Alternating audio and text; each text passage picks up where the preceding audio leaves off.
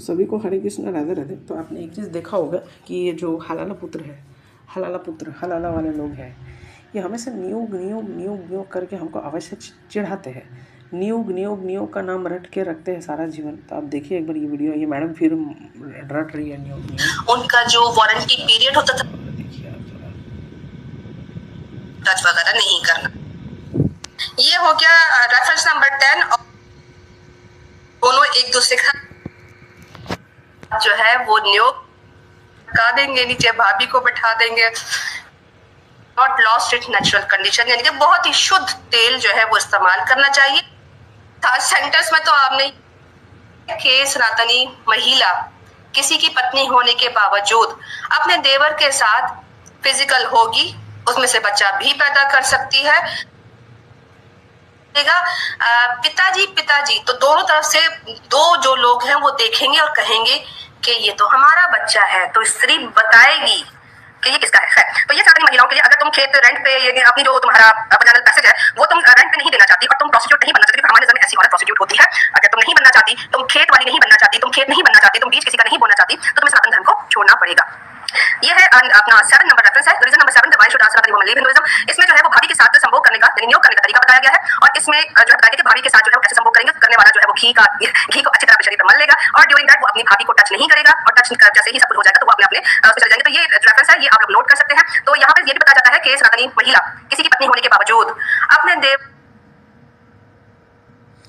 ये इतना गंवार, इतना विकृत मानसिकता की महिला है, इतना विकृत मानसिकता की महिला है। यहाँ पे क्या लिखा है, घृतने भयरज्य घात्राणि तेलेन भिकृतेन वा मुखान् मुखं परिहरेण गात्रैर्गात्राणय संस्पृशण। भाभी से संभोग करने वाले देवर को संभोग से पूर्व अपने शरीर को घी, तेल आदि से भली प्रकार से चुपूर लेना चाहिए। लिंग प्रवेश, मैथुन आदि के समय ना तो उसे भाभी के शरीर को मसलना चाहिए। यही सबसे इम्पोर्टेंट चीज़ था कि उसको, देवर को भाभी के प्रति कामोन्सक ना हो, देवर भाभी के प्रति काम भावना ना जागृत हो भाभी के प्रति।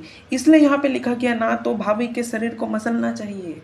अगर ऐसा लिखा रहता, तो अगर देवर को ऐसा लिखा रहता कि देवर को भाभी का शरीर पे ऐसा मसलना चाहिए, तो अगर ऐसा लिखा रहता, क्यों आपको पता है ऐसा क्यों लिखा हुआ? ना शब्द का प्रयोग क्यों? अगर ऐसा लिखा रहता तो काम भावना ना जागृत हो, और ना ही एक दूसरे को चुंबन करना चाहिए। दोनों का मैथुन तो यांत्रिक क्रिया के रूप में ही ग्रहण किया जाना चाहिए। मतलब इतना विकृत मानसिकता, शुद्ध विकृत मानसिकता जब यहाँ पे दिख रहा है कि ना ही उसे भाभी के शरीर को मसलना चाहिए और ना ही दोनों को एक दूसरे का चुंबन करना चाहिए। यहाँ साफ साफ लिखा है कि ये जो तरीका है उसमें कोई भी मतलब काम नहीं है, काम को जागृत नहीं करना है। सोचिए, तभी तो यहाँ पे लिखा कि भाभी के शरीर को नहीं मसलना चाहिए। ऐसा क्यों लिखा? क्योंकि अगर भाभी के शरीर में तेल मसलेगा अगर देवर, तो देवर के भाभी के प्रति काम जागृत हो जाएगा, काम वासना जागृत हो जाएगा। लेकिन ये महिला वो नीचे वाले को नहीं पड़ी, खुद के पाँव में कुल्हाड़ी मारे। अरे अगर आपको रेफरेंस देना तो ऊपर वाले ही दे देते ये नीचे वाले रेफरेंस दे रही है। ये मतलब दिमाग में नहीं है, हल्का सा भी दिमाग नहीं है। ना ही एक दूसरे का चुंबन करना चाहिए, साफ साफ यहाँ पे लिखा है। और यहाँ पे साफ साफ लिखा है बट नो टचिंग। ये खुद अपना खंडन कर रही है। इतना बड़ा मतलब कितना विकृत मानसिकता की महिला है। इतना विकृत मानसिकता हो जाता है इस्लाम में, मुझे आज पता चल रहा है, इतना विकृत मानसिकता। यहाँ पे साफ साफ लिखा है कि विद भाभी बट नो टचिंग। यही प्रमाणित करता है कि नियोग प्रथा जो है ये सिर्फ संतान उत्पत्ति का मार्गदर्शन के लिए है। ये कभी भी उसमें काम भावना जागृत करने के लिए नहीं है, और ये कलयुग में वर्जित है ये प्रथा। तभी तो ऐसे नियम रेस्ट्रिक्शंस है। इतना भी नहीं पता, साफ साफ लिखे चुंबन नहीं कर सकते। क्यों नहीं कर सकते? क्योंकि काम भावना नहीं जागृत करना है। काम, विषय भोग, विषय वासना को जागृत करने के लिए प्रथा नहीं है। ये प्रथा सिर्फ संतान उत्पत्ति करने के लिए। और ब्रह्म वैवर्त पुराण में भी, अपष्ट धर्म सूत्र में भी नियोग प्रथा कलयुग में वर्जित है, क्योंकि कलयुग में जो पुरुष है वो काम भावना जागृत हो जाएगा। लेकिन नहीं, हमको तो देखना ही नहीं है। के साथ फिजिकल होगी, उसमें से बच्चा भी पैदा कर सकती है। सेकंडली ये कि इसमें घी वगैरह लगाकर, पता नहीं कौन कहता है इन लोगों में से कि घी लगाने से प्लेजर खत्म हो जाता है। ये इनसे पूछना पड़ेगा, तुमने कभी ट्राई किया है घी लगा के मैकेनिकल नियोग में? यानी कि पॉसिबल कैसे है? खैर, क्योंकि मसाज सेंटर्स में तो आपने यही सुना कि सनातनी महिला मसाज बड़ा अच्छा करती है तेल के साथ। नियोग विद विडो, इसमें भी जो है बटर का इस्तेमाल होता है और कहा जाता है कि सनातनी महिला जिसके पास बच्चा ना हो वो अपने पति के मरने के बाद अपने ब्रदर इन लॉ यानी अपने देवर के साथ बच्चा उत्पन्न कर सकती है। और साथ साथ क्या करना पड़ेगा, करना ये पड़ेगा कि जो देवर होगा वो अपने जांघों पर, लिम्स लिखा है ना, जांघों पर यानी कि जो थाइज होती है उस पर क्लैरिफाइड बटर लगाएगा। क्लैरिफाइड बटर कहते हैं। पहली बात, वो वुमेन जो है वो पुनर्विवाह भी कर सकती है उस केस में, अगर उसका बच्चा नहीं हुआ, ठीक है, पुनर्विवाह भी कर सकती है या ब्रह्मचारिणी जैसा रह सकती है, और या वो नियोग कर सकती है। कि इतना उसको ये दिया जा रहा है, इतना फ्रीडम दिया जा रहा है।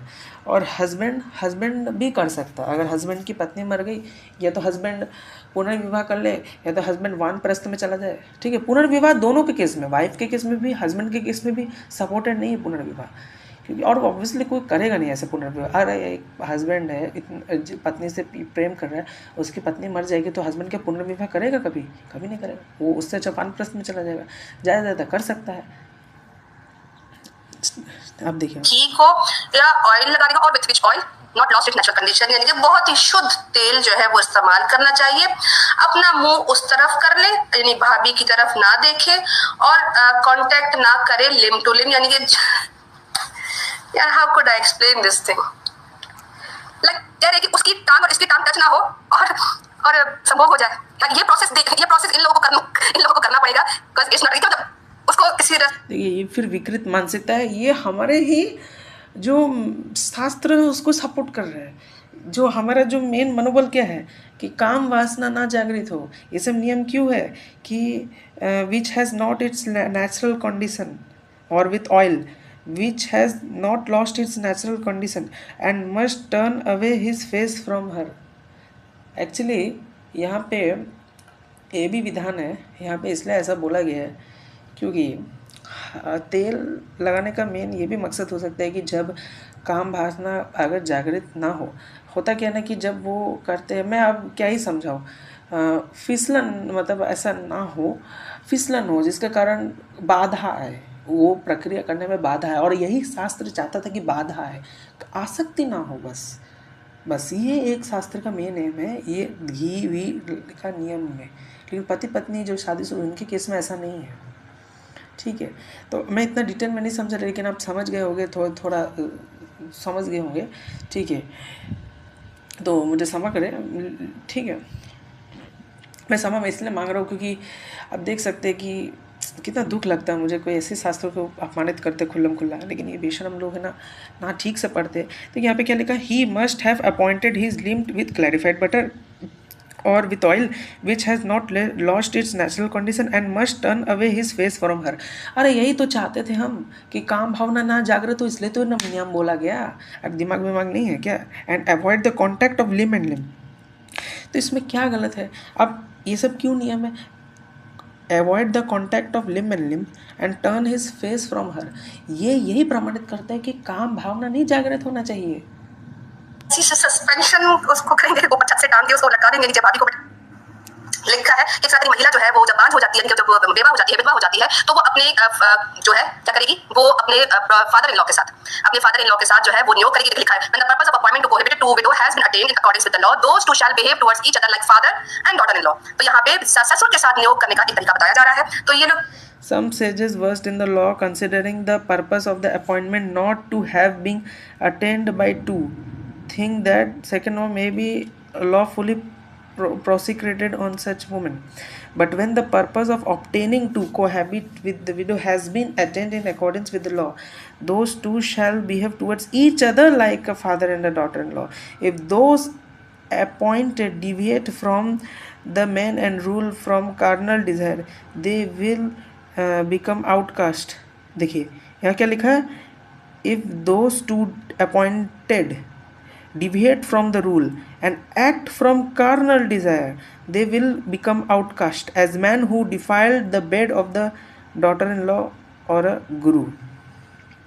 तो यहाँ बोला जा रहा है कि सास ससुर का बीच में सास ससुर जैसा ट्रीट होना चाहिए। Two shall behave as the saas and sasur. यहाँ पे ऐसा नहीं बोला कि सास एंड ससुर ही नियोग कर ले। अब देखिए, मैं जितना इंग्लिश जानता हूँ मैं, तो पढ़ने में मुझे समझ आ गया कि यहाँ पे ऐसा नहीं लिखा है कि सास और ससुर को नियोग करना चाहिए। यहाँ पे ये लिखा है कि सास और ससुर की तरह होना चाहिए। क्या सास और ससुर के बीच में काम भावना जागृत होता है? नहीं होगा जागृत। सास को तो नहीं होगा ससुर के प्रति काम भावना, और लीस्ट ऑफ लीस्ट केस में नहीं होगा। देवर और में काम भावना जागृत हो सकता है, लेकिन कभी सास ससुर में नहीं होता काम भावना जागृत। ठीक है, if those two, rarest case में ही हो सकता है लेकिन वो भी नहीं होता। इफ़ दोज टू बीइंग दस appointed deviate from the rule, कौन सा रूल में डिविएट करना? कि उन दोनों का लिम्ब एक दूसरे से टच नहीं होना चाहिए, वो दोनों एक दूसरे का फेस नहीं देखेंगे, उन दोनों का बॉडी एक दूसरे से टच नहीं होगा। हस्बैंड अपने शरीर को मालिश करेगा, वाइफ के शरीर को मालिश नहीं करेगा वो। ठीक है, और वो वाइफ के तरह अट्रैक्ट नहीं होगा। तो ये सब रूल्स अगर डिफेट कर दिया, and act from carnal desire, and act from carnal desire, they will both become outcast. वर्ण संकर में हो जाएंगे वो, सीधा वर्ण संकर। वर्ण संकर मतलब आपको पता है ना कि जो वर्णाश्रम ने ब्राह्मण क्षत्रिय वैश्य शूद्र, ये 4 वर्णाश्रम है, और वर्ण संकर जो इनसे भी बाहर है, यवण किरात हूण है ना, मलेच्छ यवण, ये सब वर्ण संकर में है। ठीक है, ये मुस्लिम ईसाई सब वर्ण संकर में है। ठीक है, तो आप ये देखिए कार्नल डिज़ायर। तो कार्नल डिज़ायर जहाँ तक मुझे पता, आप इसका मीनिंग बताइए मुझे कमेंट सेक्शन में कि कार्नल डिज़ायर का मतलब क्या होता है। ठीक है, फिर मैं सोचूंगा क्या इसका सच में मतलब है कि नियोग बहू और सास को करना चाहिए? क्या ये नियोग क्या ये सच में ऐसा बोल रहा है? आप मुझे प्लीज़ ऐसा बोलिए, लेकिन ऐसा नहीं लिखा है। एज मैन बिकम आउट का as man who defile the bed of the daughter in law or of a guru, daughter in law or a guru, मतलब act from carnal, they will both become outcast who defile the bed of the daughter in law, who defile the bed of a daughter in law or of a guru. तो who defile the bed, defile मतलब खराब कर देना, दूषित कर देना, defile the bed of the daughter in law or of the गुरु। तो यहाँ पे तो ऐसा नहीं लिखा है, पता नहीं। फादर इन लॉ का तो बिल्कुल मीनिंग नहीं है, अगर थोड़ा सा अच्छे से इंग्लिश पढ़ो। लेकिन मैं इसको बाद में देखता हूँ, आप कमेंट सेक्शन में बोलिए इसका एक्चुअल मीनिंग क्या है। मैं इसको चैट जीपीटी में थोड़ा देखूंगा कि इसको हिंदी ट्रांसलेशन करें। लेकिन जहाँ तक मुझे तो पता है कि ऐसा तो नहीं इसका मतलब दिख रहा है। यहाँ पे सिर्फ एनालॉगी देकर कंपेरिजन किया जा रहा है। नेक्स्ट बढ़ते हैं। करते हो मुसलमानों में तो ये हलाला ससुर के साथ करते हैं। अब एक कथो, जैसे ही शादी हो जाती है लड़की के लिए उसका ससुर हराम हो जाता है, इसी तरह लड़के के लिए सास हराम हो जाती है। पॉसिबल ही नहीं है, लेकिन इनके यहाँ फादर इन लॉ यानी ससुर जो है वो अपनी बहू को, अपनी बेटी की पत्नी को प्रेग्नेंट कर सकता है। लेकिन इतनी मजे की बात इसमें लिखा है कि जैसे ही बच्चा प्राप्त हो जाए तो फिर दोनों एक दूसरे के साथ फिर उसी घर में ऐसे ही रहेंगे जैसे एक ससुर और बहू रहते हैं आपस में। इमेजिन, एक दिन पहले बहू के साथ संभोग करने वाला ससुर जब ये जान ले कि उसकी बहू उसके बच्चे की मां बनने वाली है, तो वो अगले दिन उसको बोलेगा, बेटा बहू आओ तेरे सर पे हाथ रखूं, आओ मेरे चरण छू ले। यानी इनका ये हो रहा होता है। ये है चीज। अब एक्शन भाई मैं बहुत कोशिश कर रही हूँ ओपनली ना भी कहूँ और कह भी दूं, लेकिन समझदार है ये लोग, जवाब देना दूना कुछ भी नहीं है, हमें अपने लोगों का दिमाग खराब करें। लेकिन सिर्फ रेफरेंस आप लोगों के सामने इंग्लिश आपको आती है, तो यहाँ पर हमने दिखा दिया कि ससुर के साथ भी इन लोगों के हो सकते हैं। ये हो गया रेफरेंस नंबर 10। और इसके बाद जो है वो नियोग करते ही रहना है जब तक कि आ ना हो, ना हो। तो उसके लिए क्या लिखा है? उसके लिए लिखा है for producing a son and aid to a family the brother in law यानी कि देवर और अ कजन, कोई भी पर्सन फ्रॉम द सेम, उसी गोत्र क्लान के से एक महिला जो है वो इंटरकोर्स करेगी इसके साथ, विधवा के साथ। विधवा के साथ जो है 10 बार अगर देवर ने कर लिया बच्चा नहीं हुआ, 10 बार जो है वो कजन ने कर लिया बच्चा नहीं हुआ, पूरे गोत्र के एक बंदे ने बच्चा करने की कोशिश की लेकिन वो नहीं हो रहा, तो जब तक आ नहीं होगा तब तक जो है वो महिला। ये कुरान पढ़ने से ही मानसिकता पैदा हो जागृत हो जाता है मन में। For producing a son and a heir in a family the brother in law or a cousin or a person of the same clan can have intercourse with the issueless widow till she conceives. If he touches her after that he become degraded. अब देखिए, if he touches हर, इसका मतलब ये नहीं है कि इस sense में पहली बात ये नहीं बोला जा रहा है कि वो विडो है तो वो दूषित है। अरे भाई, अगर सच में विडो को दूषित बोला जाता, अपवित्र बोला जाता, तो उसके साथ संभोग का नियम क्यों होता? अरे भाई आप सोचो, यौन संबंध बनाना है तो वो तो और दूषित हो जाएगा। फिर अगर ये दूषित तो और दूषित हो जाएगा। यहाँ पे इसलिए बोला जा रहा है, ये इस सेंस में बोला जा रहा है। इसका बोलने का मेन तात्पर्य ये है कि हस्बैंड मतलब ही टचेस हर, अगर ही हर को टच करेगा तो ही को उस हर के प्रति काम भावना जागृत हो जाएगा, जो स्क्रिप्चर नहीं करने देना चाहता हर हालत में। He become degraded.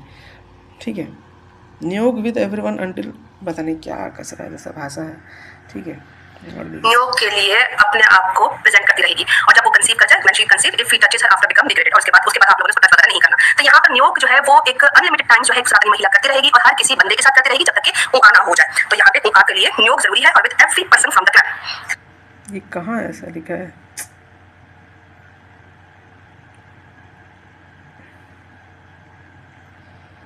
कैसे बेशरम महिला है, मतलब सोचिए आप कितने विकृत मानसिकता है। आप ये देखिए भागवत पुराण 11.5.13 में साफ साफ लिखा है कि जो विवाह यज्ञ होता है ना, उसमें जो मिथुन है उसका मेन काम विषय भोग वासना के लिए नहीं होता, वो मेन संतान उत्पत्ति के लिए होता है। उसमें आसक्ति नहीं होना था, वो भी गर्भाधान संस्कार होता है। वो इतना लंबा संस्कार होता है ना, आप देखेंगे अगर गौड़ीय वैष्णव में भी गर्भाधान संस्कार होता है, 50 माला जपना का पड़ता है हस्बैंड को, 3 दिन तक अलग अलग बैठना पड़ता है। ऐसा नियम क्यों है? ताकि हस्बैंड के प्रति काम भावना ना जागृत हो वो करते हुए।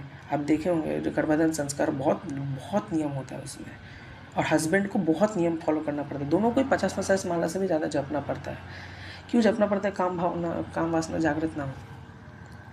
तो ये हमारे 10 रेफरेंस हो गए, ठीक है। सिर्फ 5 और बताऊंगी, उसके बाद वीडियो सेशन स्टार्ट करते हैं, ठीक है। हमने आपको बताया था महिला इनके यहाँ बेचने का माल है, ठीक है।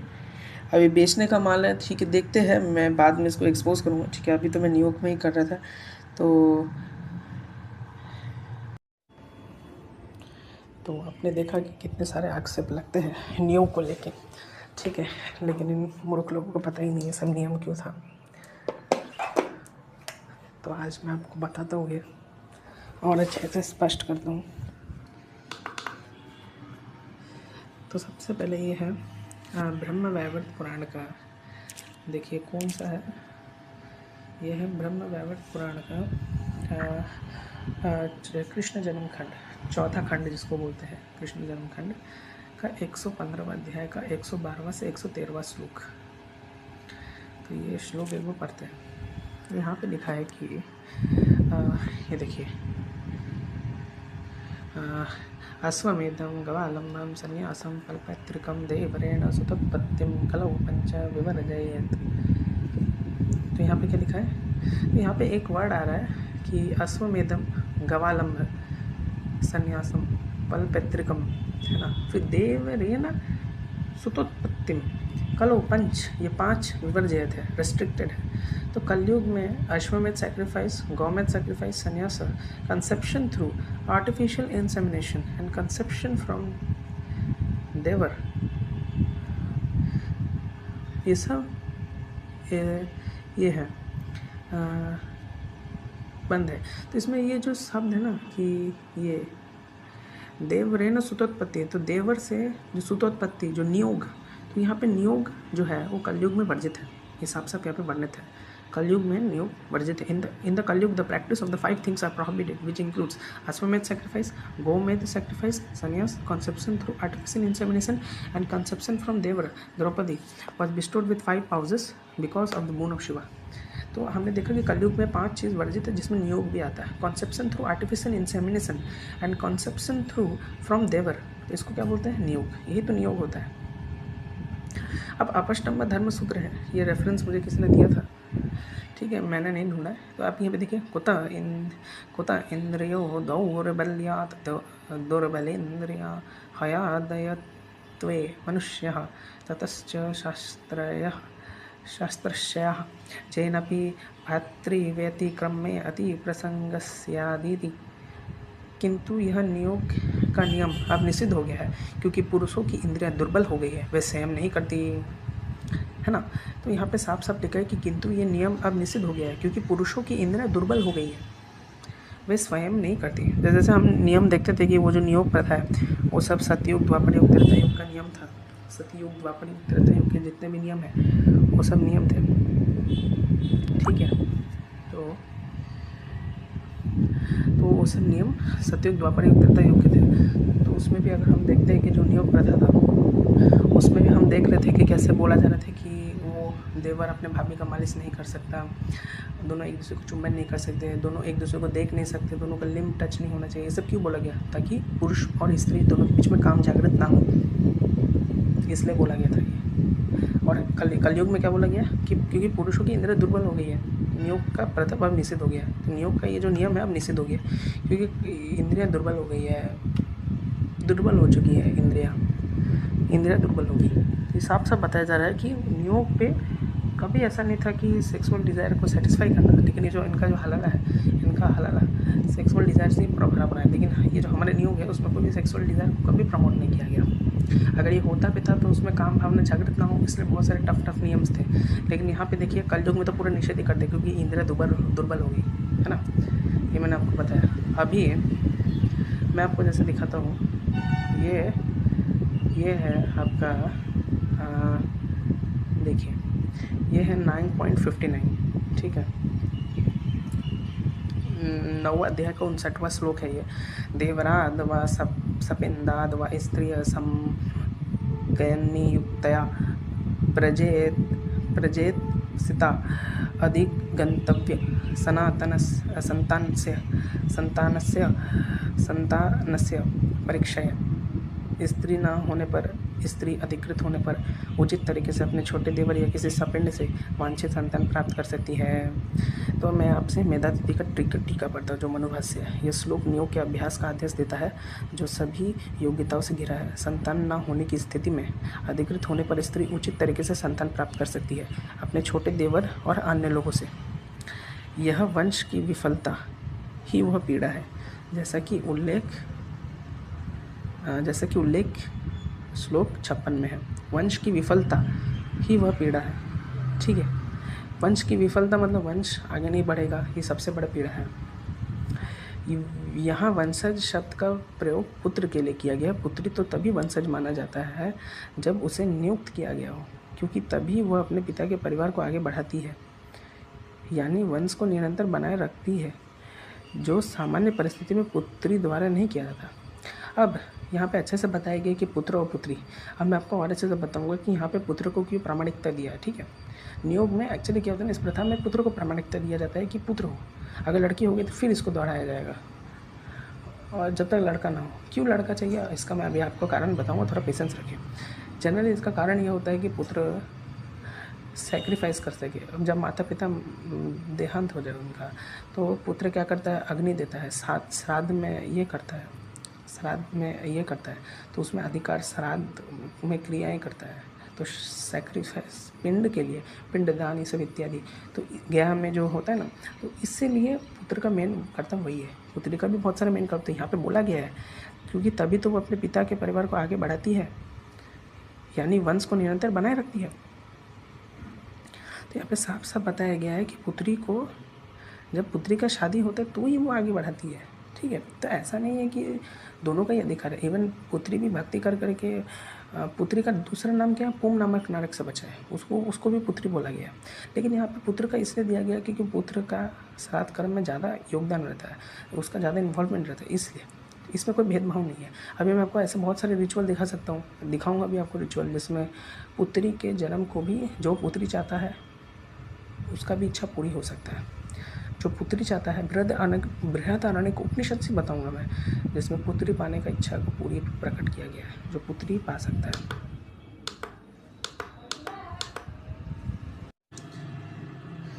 तो फिर आगे पढ़ते हैं कि यह विचार कहाँ से आया कि प्राधिकरण उसके बड़े द्वारा किया जाना है। यह अन्य स्मृतियों से लिया गया है। यह विचार नियोग नाम से ही स्पष्ट है, जिसका अर्थ है अनुमति। सामान्य भाषा में अनुमति का अर्थ हमेशा वरिष्ठ से प्राप्त होने वाला समझाया गया है। जब शिक्षक शिक्षण करता है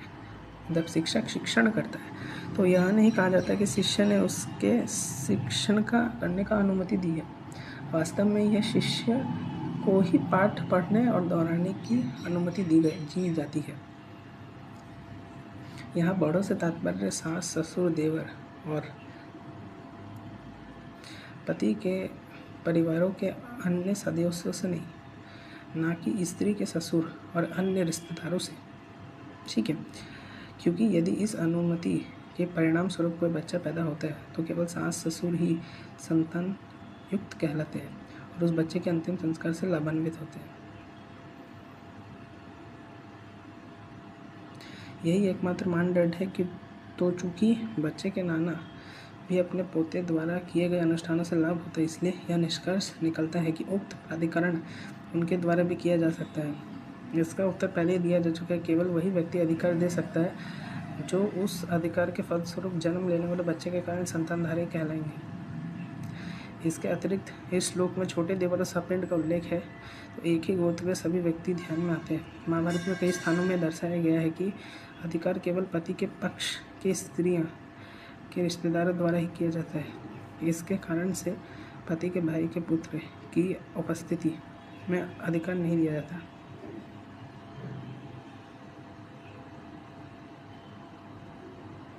वास्तव में संतान से मिलने वाला लाभ केवल उन्हीं युक्तियों को प्राप्त होता है जिन्हें संतान उत्पन्न करने का अधिकार प्राप्त होता है। केवल उन्हीं युक्तियों का अधिकार वास्तव में संतान से मिलने वाला लाभ उन्हीं व्यक्तियों को प्राप्त होता है जिन्हें संतान उत्पन्न करने का अधिकार होता है। वास्तव में केवल उन्हीं व्यक्तियों को अधिकार प्राप्त करने का अधिकार है जो पुत्र से प्राप्त प्रेम और संतुष्टि के रूप में संतान के लाभों को प्राप्त करने के लिए उत्सुक हो। अतः मृत व्यक्ति को कोई लाभ नहीं मिल सकता। ऐसे में संतान को मृत व्यक्ति की संतान कैसे कहा जा सकता है? यह प्रश्न का हमारा उत्तर यह है कि मृत व्यक्ति को भी अर्घ्य चढ़ाने आदि के रूप में लाभ प्राप्त होते हैं और यह बात प्रमाणित ग्रंथों से स्पष्ट कही गई है। यद्यपि यह सत्य है कि मृत व्यक्ति न संतान उत्पत्ति संबंधी आदेश का पालन नहीं किया, फिर भी शास्त्रों के स्पष्ट रूप से कहा गया है कि उसकी पत्नी से उत्पन्न संतान द्वारा उसे अर्घ्य चढ़ाया जाता है, जो कि अधिकार के नियम के अनुसार होता है। और इससे यह निष्कर्ष निकलता है कि संतान के लाभ मृत को भी प्राप्त होते हैं। यह कैसा होता है हम आगे विस्तार से समझेंगे। छोटा साला पति का भाई। सपिंड पति के परिवार का सदस्य। अन्य स्मृति में वर्णित विधि के अनुसार संतान का जन्म सामान्य जाति के किसी भी व्यक्ति से होना चाहिए और इसी को इसका अर्थ समझाया जाता है। यह घी आदि से खुद को अभिमंत्रित करके संबंधित नियमों को संदर्भित करता है। वांछित संतान प्राप्ति की जा सकती है। क्रिया वांछित प्रत्यय में आदेशात्मक बल है। वांछित शब्द उसके कर्तव्यों को पूरा करने की क्षमता को इंगित करता है, जिसका अर्थ है कि यदि कोई लड़की या अंधा या बहरा बेटा पैदा होता है तो प्राधिकरण की प्रक्रिया दोहराई जा सकती है। अब ऐसा क्यों किया गया मैं और आगे से एक्सप्लेन करता हूँ। संतानस्य यह पढ़ सकते हैं। देखिए यहाँ पे लेके गौतम धर्म सूत्र 18.4 से लेकर 7। जिस स्त्री का पति मर गया और वह संतान की इच्छा रखती है तो अपने देवर से पुत्र जन्म दे सकती है। उसे अपने बड़ों की अनुमति लेनी चाहिए और केवल माहवारी के दौरान ही संभोग करना चाहिए। यदि उसका देवर संतान उत्पन्न करने में असफल हो जाए तो किसी सपिंड संयुक्त समन प्रवरी या अपने ही जाति के किसी पुरुष से संतान प्राप्त कर सकती है। कुछ लोगों का मानना है कि उसके देवर के अलावा किसी और से ऐसा नहीं करना चाहिए। फिर वही 28.22 से 23, ठीक है। तो यहाँ पे वही पढ़ लीजिए। अवधायन पति की मृत्यु के 6 महीने बाद यदि कोई पुत्र ना हो तो वह बड़ों की अनुमति से देवर से पुत्र जन्म कर सकते हैं। ये पढ़ लीजिए, ठीक है। वशिष्ठ यह पढ़ लीजिए। तो इसमें सब अच्छे से समझाया गया है कि नीट क्या है, पुत्र का नीट क्या है। मैं और आपको अच्छे से समझाऊंगा कि यहाँ पे पुत्र को क्यों प्राथमिकता दिया, पुत्र को क्यों नहीं दिया गया। मैं भी इसको अच्छे से समझाऊंगा। ये याज्ञवल्क्य स्मृति 1 फिर 78 से 69, 59 से 69, ठीक है। नहीं संतान है, उसका देवर या कोई शकुन या गोत्र मक्खन से लिपटा हुआ बड़ों से द्वारा अधिकृत हो गया, मासिक धर्म के दौरान पुत्र प्राप्ति के उद्देश्य से जाएगा। देखिए ध्यान साफ सब विषय भोग की वासना से नहीं, यह केवल गर्भधान होने के पास ही है, अन्यथा बहिष्कृत हो जाएगा। देखिए इस जन्म पुत्र क्षेत्र से कहलाता है। ये पर बृहस्पति नियोग, देखिए ये देखिए ये पढ़ना चाहिए। ब्रह्म पुराण अपरार्क पृष्ठ वही पृष्ठ ये 97। देखिए पति को त्याग देने पर स्त्री अपनी जाति के पुरुष से, पति को त्याग देने पर, ठीक है, पति मान लो बदमाश निकल गया तो पति को त्याग देती है स्त्री, तो ठीक है। तो या पति ने उसको जबरन त्याग दिया है। देखिए कितना छूट दिया गया। देखिए कलयुग में स्त्रियों का पुनर्विवाह देवर के पुत्र जन्म से अनुमति नहीं दी जानी चाहिए, क्योंकि इस युग में पुरुष पापी होने की ओर प्रवृत्त होते हैं। देखिए साफ साफ लिखा है।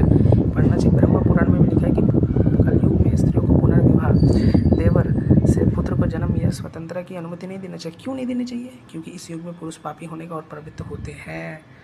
अपस्तंभ होता है। देखिए, तो इसलिए पुनर्विवाह मेल और फीमेल के केस में कलयुग में नहीं दिया जाता। ये पढ़िए। फिर यम विवाद रत्नाकर पृष्ठ 446 कात्यायन 2 है 400 ये 449 नियोग करने के पश्चात प्रायश्चित के लिए निर्धारित तपस्या। देखिए क्या बोला कि नियोग करने के बाद प्रायश्चित के लिए निर्धारित तपस्या करनी चाहिए। काम वासना को हटाया जा रहा है ना। अब ये इम्पोर्टेंट चीज़ है। तो हमने ये देखा कि पुत्र प्राप्ति करना है। यहाँ पे क्यों पुत्र प्राप्ति करना, पुत्री क्यों नहीं है? पुत्री प्राप्ति कहाँ पे बोला गया? तो हमें अच्छे से समझाता हूँ। पत्नी रखने का उद्देश्य पुत्रों की प्राप्ति है। आपको इसको गलत ढंग से ना समझे, लिटरली, ठीक है। मैं अच्छे से समझाया हूँ। वही विदुर में भी ऐसे ही मेंशन था, यहाँ पे भी वैसे मेंशन, लेकिन उसको उस सेंस में नहीं लेना है। पुत्र होने का उद्देश्य श्राद्ध के समय उससे पिंड प्राप्त करना है। आप श्रीमद् भागवतम 11.5.13 देखिए। और पत्नी पुत्रों की प्राप्ति है, लेकिन पुत्रों की प्राप्ति किस सेंस में? ऐसे नहीं कि बहुत बार पुत्र की प्राप्ति, विषय वासना नहीं होना चाहिए। पुत्र होने का उद्देश्य श्राद्ध के समय उससे पिंड कराना है, पिंड प्राप्त करना है। तो पुत्र का उद्देश्य क्या है? पुत्र का उद्देश्य ये नहीं कि हाँ पुत्र है, अरे वाह मेरा लाला, मेरा सन है, डॉटर से बड़ा है, ये है, भेदभाव नहीं है। पुत्र का मेन प्राप्ति श्राद्ध के समय उससे पिंड कराना। केवल इसी उद्देश्य से ज्ञानी पुरुष व्रत रखते स्त्री को इस संसार में वही मिलता है जो वो देती है। भिन्न भिन्नाती मधुमक्खियाँ रात में कमल लता के साथ भी रह सकती है, परंतु सुंदर पति भी स्त्रियों को प्रसन्न नहीं कर सकता। ये साफ साफ लिखा हुआ है, ठीक है। यहाँ पे साफ साफ लिखा गया है कि श्राद्ध के समय पिंडदान कराना है। पत्नी रखने का उद्देश्य पुत्र की प्राप्ति का मतलब ये है कि जरूरी नहीं कि पुत्र प्राप्त करते रहो। मैंने इस चीज़ को अच्छे से समझा दिया है ना, आप समझ गए होंगे। मेन उद्देश्य पुत्र का है श्राद्ध के समय पिंडदान कराना, बस। अभी मैं और बताता हूँ। देखिए, ये है महाभारत का अनुशासन पर्व के अंतर्गत दान धर्म पर्व का 45वां। तो आप ये वाला रेफरेंस देखिए, ठीक है। अब मैं इसी का ही अध्याय है, तो आप पेज नंबर देख लीजिए, ठीक है। ये शायद 43 अध्याय, अगर आप देखें तो याद नहीं आ रहा, तो 43 अध्याय। तो इसमें युधिष्ठिर पूछते हैं कि अतकेन प्रमाणेन पुंसा मादीयते धनम पुत्र वदति पितु तस्य कन्या भवितुम नर्हति। युधिष्ठिर ने पूछा, पितामह पति के लिए पुत्र भी तो पुत्री के ही समान होती है, पुत्री भी तो पुत्र के ही समान होती है, फिर उसके रहते हुए किस प्रमाण से केवल पुरुष ही धन के अधिकारी होते हैं? अब भीष्म जी ने क्या कहा, बेटा पुत्र अपने आत्मा के समान है और कन्या भी पुत्र के तुल्य है। देखिए, कन्या भी पुत्र के ही तुल्य है, अतः आत्मस्वरूप पुत्र के रहते हुए दूसरा कोई धन कैसे ले सकता है? माता के दहेज में जो धन मिलता है, दहेज में जो धन मिलता है उसमें कन्या का ही अधिकार है, अतः कोई भी पुत्र नहीं धन को पाने की इच्छा उसका पत्नी ही है और भी धन ले सकता है, ठीक है। जब इसमें साफ साफ बोला जा रहा है कि पिता पुत्र और पुत्री एक है, ठीक है। तो मैंने आपको और अच्छे से एक्सप्लेन किया कि वास्तव में यहाँ पे स्त्री से कोई लेना देना है। यहाँ पे ऐसा नहीं है कि स्त्री, यहाँ पे नियोग प्रथा का जो मेन एम है, किसी को सवाल उठ सकते हैं कि यहाँ पे पुत्री को क्यों नहीं किया, ऐसा क्यों बोला जाएगा पुत्री की नहीं मिली तो पुत्र कर लो। ऐसा नहीं है, पुत्री का भी बहुत सारा अनुष्ठान है, जैसे मैं आपको दिखाता हूँ, ठीक है। ये पुत्र का अनुष्ठान था, और पुत्र का अनुष्ठान किया तो क्योंकि पुत्र का मेन पर्पस है श्राद्ध में पिंडदान सब करना। पुत्री का भी बहुत सारा पर्पस है, जैसे मैं आपको दिखाता हूँ। जैसे ये देखिए, यह है बृहद आरण्यक उपनिषद 6.4.17। तो यहाँ पे क्या लिखा है, अतः यच्छेत दोहिता में पंडित जायेत सर्वमायु रियादिति लोदनम अचित्वा सर्पिष्मन्त मशनीया यातिमीश्वरौ जनित्वे। जो चाहता हो कि मेरी पुत्री विदुषी हो और पूरे 100 वर्ष की आयु तक जीवित रहे, वह उसकी पत्नी तिल और चावल की खिचड़ी पकाकर उसमें घी मिलाकर खाए। इससे वो उक्त योग्यता वाली कन्या को जन्म देने में समर्थ होते हैं। तो देखिए कन्या का भी पाठ हो रहा है।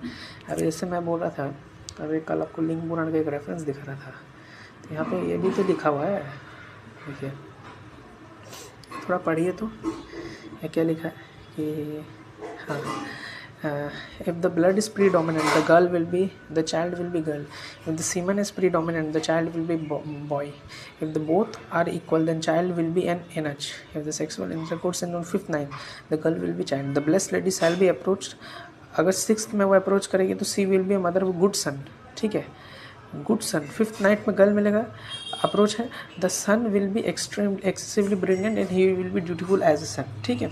तो अगर कोई 5th में अप्रोच करेगा लड़की पैदा होगी, अगर कोई उसको अप्रोच करेगा 6th में तो लड़का पैदा होगा, एक अच्छा लड़का पैदा होगा, एक अच्छा पुत्र पैदा होगा, बहुत ब्रिलियंट होगा और माता पिता के प्रति कर्तव्य निष्ठा होगा उसका। The word pum means hell and they say that hell is miserable, she will give birth to the son who will save parents from womb। Same मैंने स्कंद पुराण में भी एक वीडियो में बताया था कि पुत्री का डेफिनेशन क्या है, जो पुम नामक नरक से बचा है वो है पुत्री। देखिए अब यहाँ पे देखिए the husband who seeks a daughter shall approach her on 7th night she will give birth to a daughter, if approached on the 8th night she will give birth to a son equipped with everything, he who seeks daughter shall approach his wife on sell यहाँ पे था sell approach his wife on, आपको देखिएगा तो यहाँ पे क्या लिखा है, the husband who seeks a daughter sell approach her on 7th night. तो बोला जा रहा है ना कि जिसको डॉटर का इच्छा है वो उसको 7th नाइट पे करे, तो ये फ्रीडम दिया जा रहा है ना कि इस अगर किसी को कन्या चाहता है वो करे। तो देख लीजिए कन्या का पूरा इच्छा है उसका पूर्ति कर सकते हैं, जिसको कन्या चाहिए एकदम फ्री है, उसको कन्या चाहिए, उसमें कोई जोर जबरदस्ती नहीं है। लेकिन नियोग में क्या है कि पुत्र का मेन कर्तव्य क्या है, पिंडदान करना। जैसे पद्म पुराण में कहा गया है कि पुत्र होने का उद्देश्य हम ये नहीं है कि हमको पुत्री नहीं चाहिए, ऐसा नहीं है।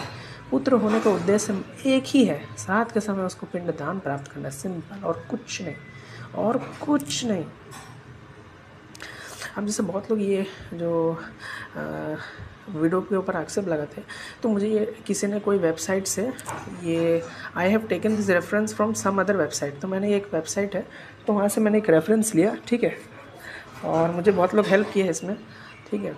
तो इसमें ना एक आचार्य है, तो आचार्य यहाँ पे लिखते हैं कि एव विधाय अमंग ववचनम, ये सब पढ़ लीजिएगा, शील पत्स्य नायम दोषम। तो इसका ट्रांसलेशन आप पढ़ेंगे तो आप ये देखिएगा कि विडो का वास्तव में कोई दोष नहीं होता, विडो को अपशगुन नहीं माना जाता। वास्तव में ऐसा नियम इसलिए बोला जाता है जो ब्रह्मचारिणी जैसे जीवन में रहना चाहती हो, बस ये आचार्य बोल रहे हैं। धर्म पद्धति करके एक है, पढ़ सकते हैं। तो आप ये वीडियो देखिए और अपना कॉन्सेप्ट क्लियर करें कि लोग कितना चेरी पिकिंग करते हैं, कितना उल्टा पुल्टा आक्षेप लगाते हैं, है ना। खुद का तो अध कचरा है ही दिमाग, मोमिन का तो अध कचरा होता ही है दिमाग। अध कचरा मैं मोमिन को कह रहा हूँ, मोमिन को अध कचरा कह रहा हूँ, उन लोगों को दिमाग तो अध कचरा हो ही गया गौ मांस खा के, तो वही से ही दिमाग हो जाता है मीट खा के, और वही लोग ऐसे आक्षेप लगाते रहते हैं कुछ भी, ठीक है। तो आप देखिए, ठीक है। और ऐसे मैं और भी वीडियोस बनाऊंगा जिसमें मैं और भी चीज़ डिटेल में एक्सप्लेन करूँगा। तो आज मैंने नियो को एक्सप्लेन किया, ठीक है। के लिए बड़ी कष्टदायी होती है, तो मैं के बारे में देखिए क्या बोला जा रहा है। स्कंद पुराण का पिछला अध्याय खोलता हूँ, देखिए। तो इसी स्कंद पुराण का जब मैं पिछला अध्याय खोलूँगा तो देखिए इसी पुत्री के बारे में देखिए क्या बोला जा रहा है। ये पढ़ लीजिएगा पूरा चैप्टर, आपको भाव से पढ़ना पड़ेगा। ऐसे ही भाव आपका जैसे ऐसे बहुत सारा भाव है, शिव पुराण में भी ऐसे 2 बार आया है, क्योंकि पार्वती में कि मम्मी ऐसे बहुत घबरा जाती है, वो घबरा कैसे कुछ भी बोल देते हैं, बहुत घबरा देते हैं, ठीक है। ऐसे ही शिव पुराण में से कथन आता है कि स्त्री की विरक्ति के लिए बोला गया, विरक्ति हो जाए, उसमें इतना खराब बात बोल दिया, लोग समझते नहीं किस भाव से बोला गया। अभी देखिए, इवन अगर आप चैट जीपीटी से भी इसको सही करेंगे ना, एनालाइज करेंगे ना, चैट जीपीटी में आप क्या कॉपी पेस्ट कर दीजिए पूरा, और बोले कि यहाँ पे सच में नारी का अपमान है, चैट जीपीटी भी बोल देगा नहीं है। लेकिन चलिए मान लेते हैं वहाँ पे क्या लिखा था कि पुत्री पिता के लिए बहुत दुखदायी होते, लेकिन यहाँ पे देखिए क्या लिखा है। आरंभ में जब मेरा जन्म हुआ तो मैंने भगवान अर्धनारीश्वर को अपना सामने खड़ा देखा, वे समस्त ब्रह्मांड में व्याप्त थे। उन्हें देखकर मैंने उनसे कहा, भगवान की भक्तिपूर्ण उपासना करो। इसके बाद स्त्री पुरुष से अलग हो गई। तीनों लोकों में सभी स्त्रियां स्त्री से उत्पन्न हुई। ये स्त्री मतलब पार्वती मैया के बारे में बात किया जा रहा है, और पुरुष मतलब शिव जी के बारे में बात किया जा रहा है। तो अर्धनारीश्वर आपको पता ना, शिव पार्वती का रूप है वही। तो तीनों लोकों में सभी स्त्रियां स्त्री से उत्पन्न हुई, 11 रुद्र और पुरुष से उत्पन्न हुए। ठीक है। स्त्री को देखकर मैंने अपने पुत्र दक्ष से कहा, इस पुत्री को स्वीकार करो, यह ब्रह्मांड मेरा ही भी है और तुम्हारा भी है। यही पुत्री तुम्हें पुम नामक दुखद नरक से बचाएगी। तो आप ये देखिए, हाँ, मेरे द्वारा ऐसे कहे जाने के लिए दक्ष ने अपनी पुत्री के रूप में गोद ले लिया। उसका नाम सती रखकर उसने श्रद्धापूर्वक उसे रुद्र को सौंप दिया। एक बार पिता ने उसका अपमान किया। वह पापी इरादों वाला व्यक्ति था, परिवार पर कलंक था, आत्महत्या की प्रवृत्ति वाला व्यक्ति था, वो दुष्ट आत्मा था। तो आप ये अब देखिए, ये लिंग पुराण है। एक्चुअली लिंग पुराण का मैंने गीता प्रेस के हिंदी में इसलिए ले लिया क्योंकि वो संक्षिप्त है, उसमें श्लोक से पता नहीं चलता ठीक से।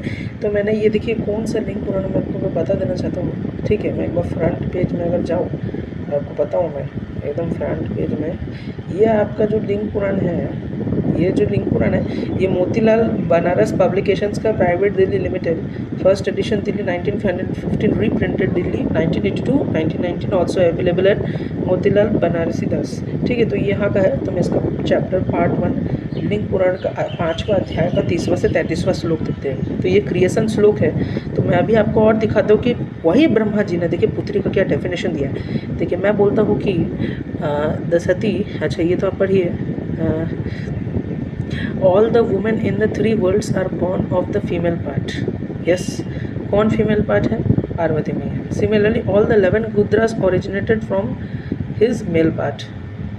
मेल पार्ट कौन है शिव जी। All the women in the 3 worlds are born of the female parts. जितने भी 3 लोग हैं वो उस फीमेल पार्ट से बॉर्न हुई है। मतलब जैसे प्रकृति प्रधान, अगर आपको पता हो, all the 11 Rudras originated from the male path and, अच्छा, everything feminine is gender is she herself. मतलब everything feminine is gender is she herself and everything masculine is Rudra herself. मतलब जितने भी मैस्कुलाइन और रुद्र से निकले, जितने भी फेमिनाइन है, स्त्रीलिंग है, उस पार्वती मैया से निकली। और भगवान शिव से क्या है? मैस्कुलाइन पुल्लिंग निकले। Keeping Rudra in view, the Lord Brahma looked at the ducks and said, "Worship her. She is of glory rights. She is of glory rights. Glory rights, the mother of all worlds of mine as well as yours." If the word putri, daughter, is interpreted as, तो अब पुत्री daughter का ब्रह्मा जी क्या बोल रहे हैं? Definition क्या बोल रहे हैं इसमें? The one who saves from hell put, she will become the excellent wife of Rudra and the mother of the universe. She shall be your daughter and known as Sati. देखिए, तो यहाँ पुत्री को कैसे इंटरप्रेट कर रहे हैं फिर ब्रह्मा जी? एकदम जनरल है, वो भी जनरल है, भी जनरल है। ठीक है, द वर्ड पुत्री daughter is interpreted as the one who saves from the hell. तो ये क्वालिटी पार्वती मैया का है। पार्वती मैया में इतना शक्ति है कि किसी को नरक जाने से बचाए, जब उनका लीला है। तो वहाँ से पार्वती मैया से ये सीख देकर, ये पार्वती मैया में जो गुण है वो हर पुत्री अपना सकती है इस गुण को। और उस पुत्री का डेफिनेशन क्या होगा? One who saves from one hello. She will become excellent wife of Rudra and the mother of the universe. She shall be your daughter and known as Sati. Thus urged by Brahmadaksha, obtained her as his daughter and respectfully gave her to Rudra in marriage. The 13 wives of Dharma, Shraddha and other, ये सब तो अलग अलग हो गए। ठीक है, तो आप देखिए यहाँ पे साफ साफ पुत्री को क्या आपको पुत्री को कैसा डिफाइन किया जा रहा है कि जो आपको क्या पुत्री को डिफाइन किया जा रहा है? जो ये क्या बोलते हैं, जो आपका जो नरक से बचा है, the one who saves from the hell put, she will be the universe of the this. तो one who saves from the hell, उनको पुत्री का दर्जा दिया गया। देखिए वो पुत्री का डेफिनेशन है। ठीक है, ये भी देखिए, बड़ा इंपॉर्टेंट लगा मुझे, इसलिए मैंने बताया लिंग पुराण में लिखा हुआ है। तो आज मैंने तो आज मैंने ये वीडियो बनाया। तो और लास्ट में वो महिला ये बोल रही थी कि पत्नी और ससुर के बीच में भी नियोग होता है। पहली बात, ऐसा कोई रेफरेंस है ही नहीं, ठीक है। और वो जो रेफरेंस दिखा रहे थे वो एनालॉगी का था, ठीक है। उसको झूठ बोल रही थी, झूठी एनालॉगी का था, अगर आप उसको ध्यान से पढ़े तो, ठीक है। और नियोग कलयुग में बैन है। और एक ये भी श्लोक पढ़ लीजिए, भगवान क्या बोले, स्त्रियों में मैं कीर्ति श्री वाक स्मृति मेधा धृति समा हूँ बुद्धि। देख लीजिए, ये पूरा पढ़िए, ठीक है। देखिए भगवान इस स्तर तक स्त्री को यहाँ पर रख रहे हैं, ठीक है। देखिए, तब तक ऐसे मेरे वीडियो देखते रहे। सभी को हरे कृष्णा, राधे राधे। और भी जो गीता में स्त्री के खिलाफ जो ऐसे आक्षेप लगता है उसको भी मैं एक्सपोज करूँगा, तो ध्यान से देखिएगा। सभी को हरे कृष्णा, राधे राधे। श्री गुरु गौरांग जय राधा माधव, जय कुंज बिहारी।